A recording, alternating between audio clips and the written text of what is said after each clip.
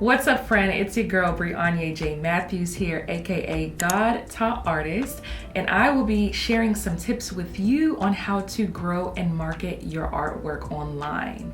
Now, a quick backstory: I ended up getting hacked in 2018. I had over 100K supporters on Instagram, and that slate got wiped clean. I got, caught up in some email that I thought was Instagram, and they took over your girl's Instagram account. So I had to rebuild from scratch, and thankfully I was able to get my Instagram account right back up to 100K, but I have been stuck. I've been, at this cap for a long time. So I'm gonna continue to study and strategize and figure out just try to crack the code on what it is to truly grow your Instagram account. And it doesn't even have to be your Instagram account. Across all platforms, I have over 180K supporters. So yes, let's get into how to properly market your artwork and how to get your art in front of the right audience. First is, of course, the cliche, creating engaging content.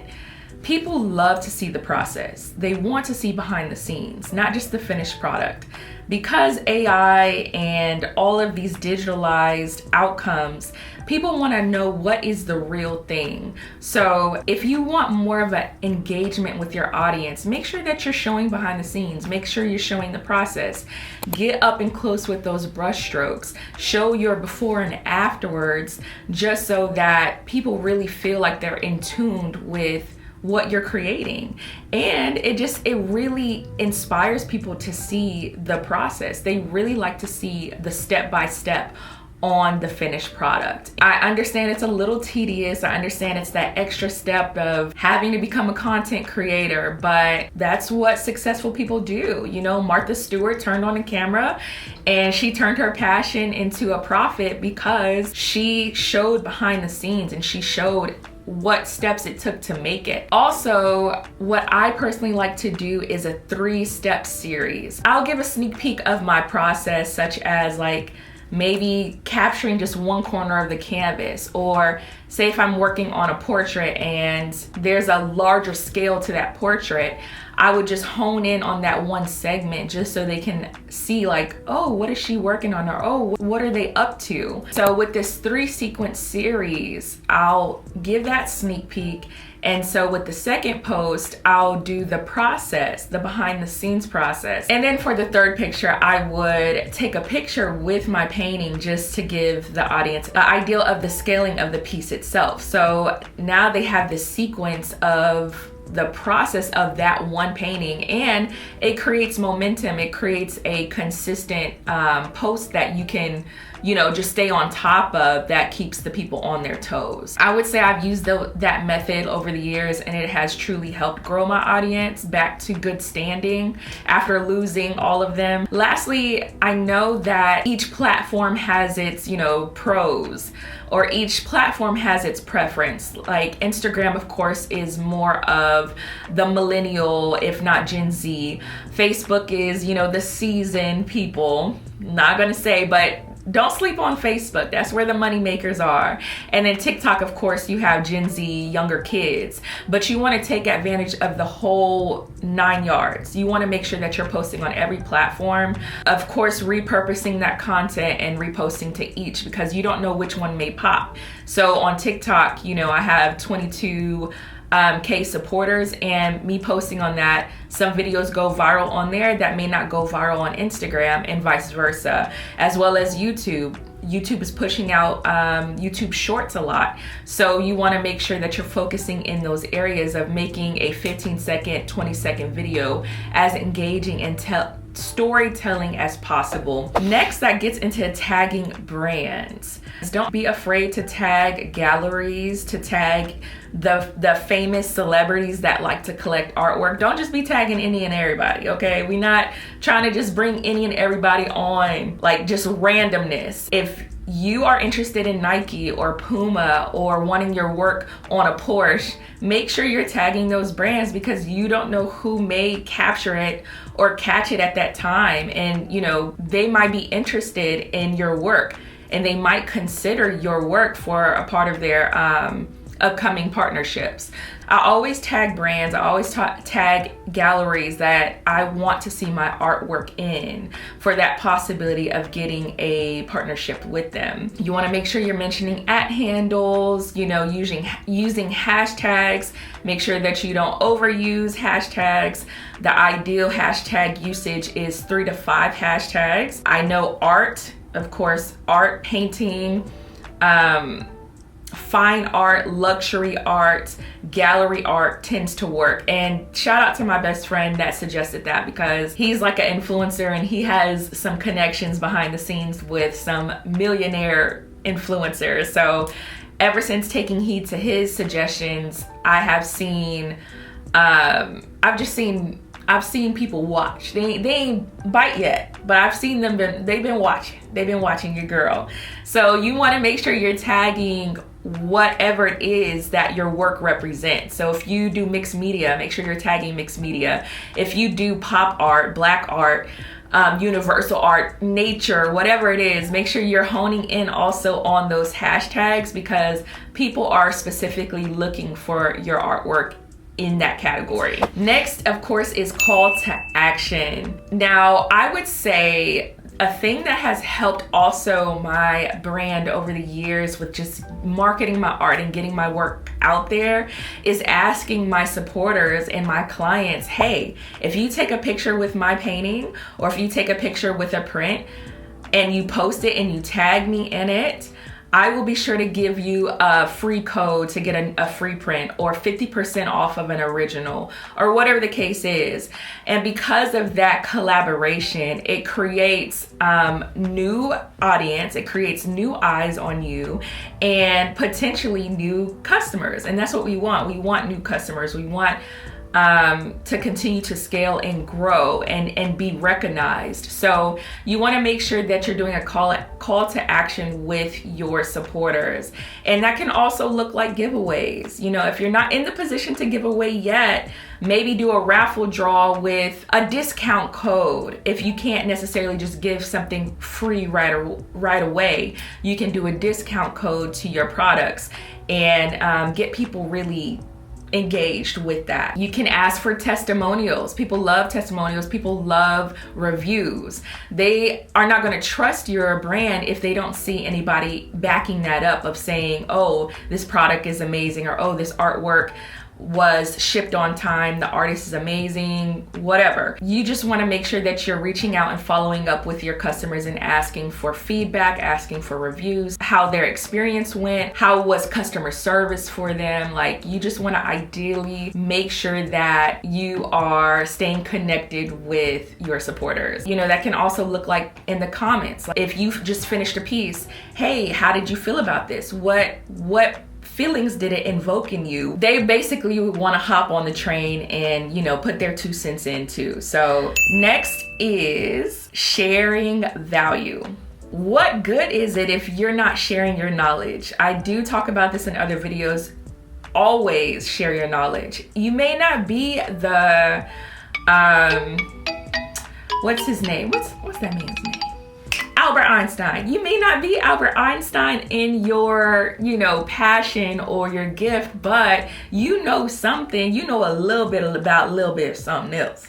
So sharing that with someone and helping them improve in their journey. Say if it's not even someone that does the same thing that you do, but it's just simply someone that admires your art, you want to still share value and educate them on the process, on the canvas materials, on, why it costs as much as it does, the quality of it. You want to inform them of these things because it gives them a better idea on the value of your artwork by simply sharing, this is why it costs this much. This is how long it took me to create this. It peels back the layers to get them really to understand the significance and the value of your pieces because of it. Number 5 is just staying consistent. Again, another cliche. You never know what's gonna pop.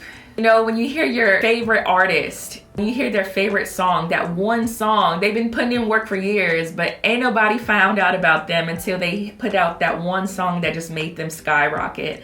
And so it's no difference with sharing your artwork. Like, think of each piece as a track. You might put out a track, a painting, and that one may not pop as the next one will.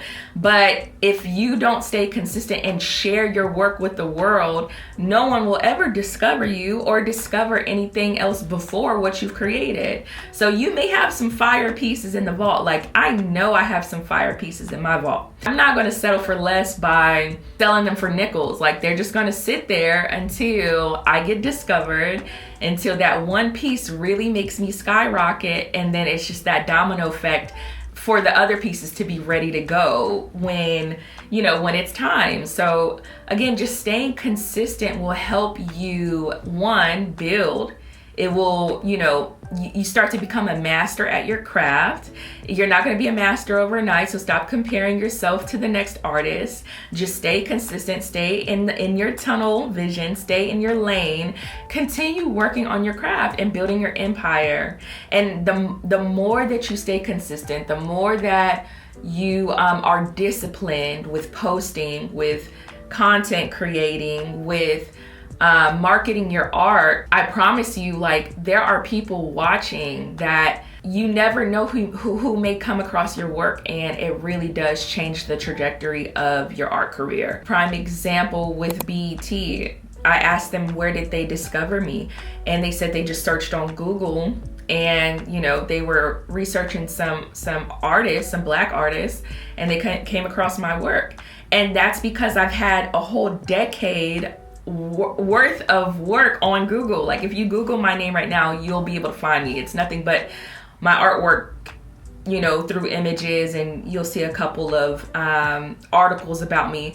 But that did not happen overnight. This literally took me 10 years to build just that moment up. And because of that consistency, I am able to make big brand partnerships. And so you can do that too, but you have to keep creating.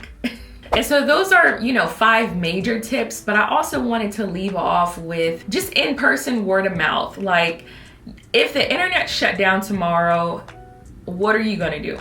So you can't solely just depend on the internet. Like, get out your shell, go meet some new people, go exchange, go network. When I first started out, I would travel within the Houston area, and I would go to salons, go to barbershops, go to cafes, more so Black owned, because my work does represent Black culture most of the time. So I would target those areas and ask them, hey, if you're looking for any artwork, this is the art that I do. I would love to hang my artwork here. Or if you need any murals done, I would love to do a mural for you. These are my services.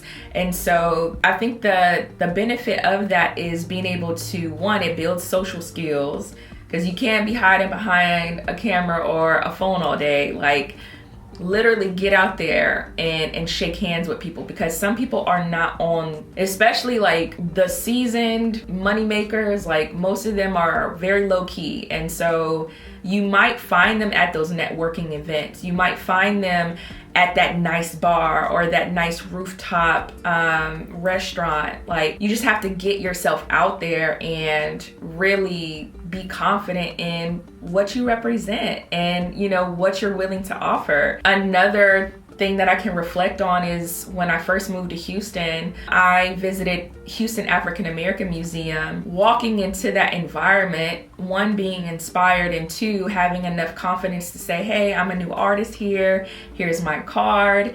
If you ever need my artwork a part of this space, then I would love to be a part of it. And then I think about 3 years later, one of the colleagues followed back up and asked me if my work wanted to be a part of an upcoming exhibition that they had.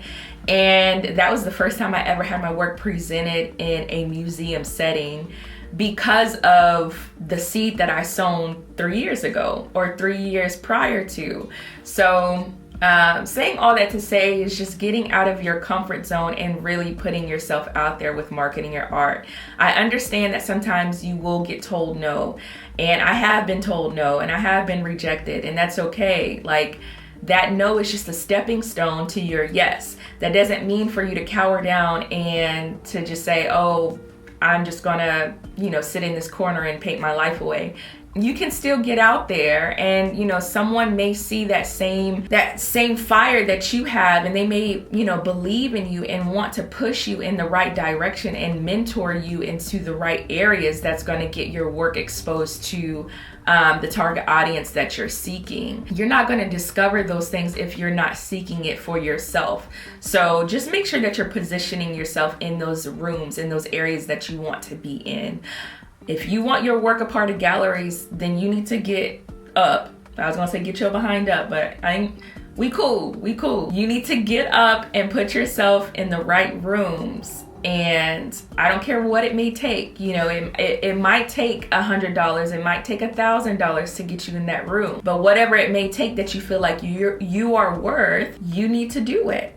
If you really truly believe in it and believe in your brand and believe in your artwork, and you know that your artwork is worth being recognized, then place yourself in those rooms that you want to see yourself in and you want to see your artwork in. If you see yourself or your artwork being in big mansions, you know, big office spaces, then reach out to those people. Not via DM, not via email. No, it's time to get dressed and go knock on their door and say, hey, this is what I have to offer. Your walls are looking a little boring. How can I spice it up with my artwork? Because baby, let me tell you, this piece right here would go bam, right, great behind that office space, great behind that desk, and make you feel like a boss. Okay, I hope that these quick tips helped. Please be sure to suggest any topics that can help you. I will be sure to, you know, read the comments, respond, and tap into anything that can really help us all elevate together. Thanks for stopping by, and I'll catch you in the next video.